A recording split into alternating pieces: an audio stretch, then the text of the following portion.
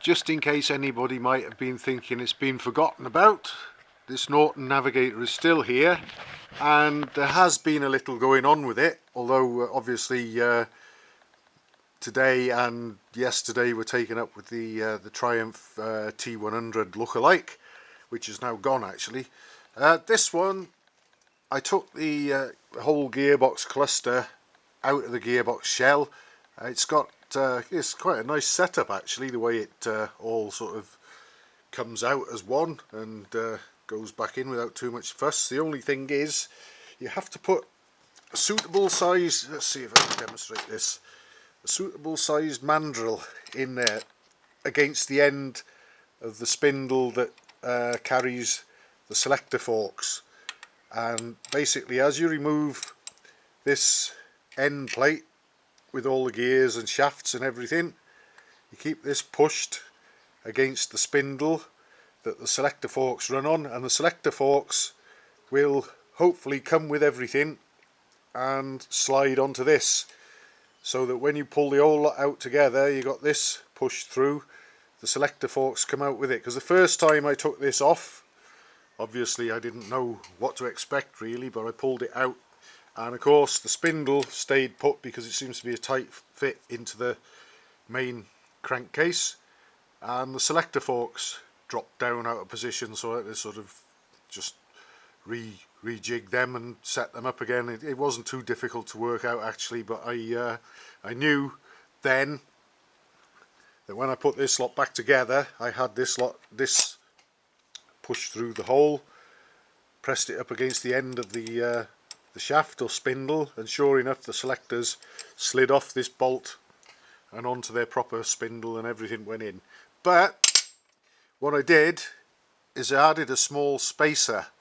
between the end of the gearbox main shaft and its bearing, which lives in there, to try and push the whole lot that little bit further away from me. And I fitted the end plate with the lay shaft completely removed and all the other gears on the main shaft completely removed, and behind this lot there's a nut which holds the main shaft into the bearing and locates it so that it can't slide about. So I put it in without the nut on, pressed this carrier plate all the way home, and then found that I could move the main shaft in and out by probably not far off 1/4 of an inch. So I knew that even though I'd added a spacer to it and moved it away from me, looking at things from this side a little bit, it still wasn't sort of hard up against anything at the far end. So with that in mind, I put all the selectors and gears and the lay shaft, everything in, and offered the whole lot up again. But unfortunately, just as it started to sort of touch down, I got a couple of nuts on it there, I noticed that things started tightening up. So even though the gears that come together to give second gear weren't sort of bottoming out on each other, they were getting closer to each other, which is what I wanted. Obviously some of the other gears weren't happy about it, even though the main shaft itself, which the clutch runs on,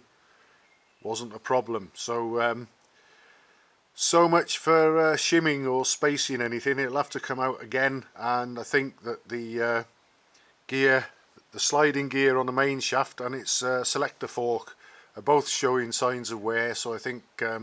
both of them are going to have to be replaced, if we can get replacement parts, that is. It seems to be the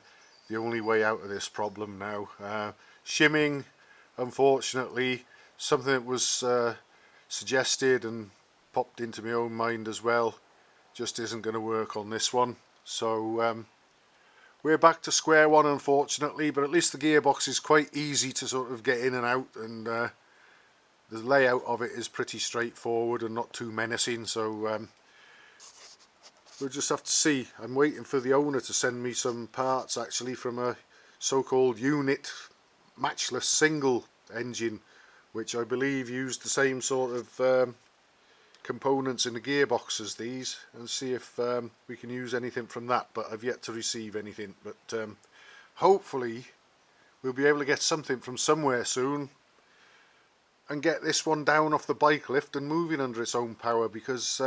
it was actually running quite nicely, and it'd be a shame if it's just got to sort of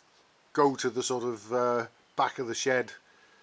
indefinitely until something turns up, because these things are a bit thin on the ground. But hopefully we'll get some parts for the gearbox and get it working again soon, but it hasn't been forgotten about.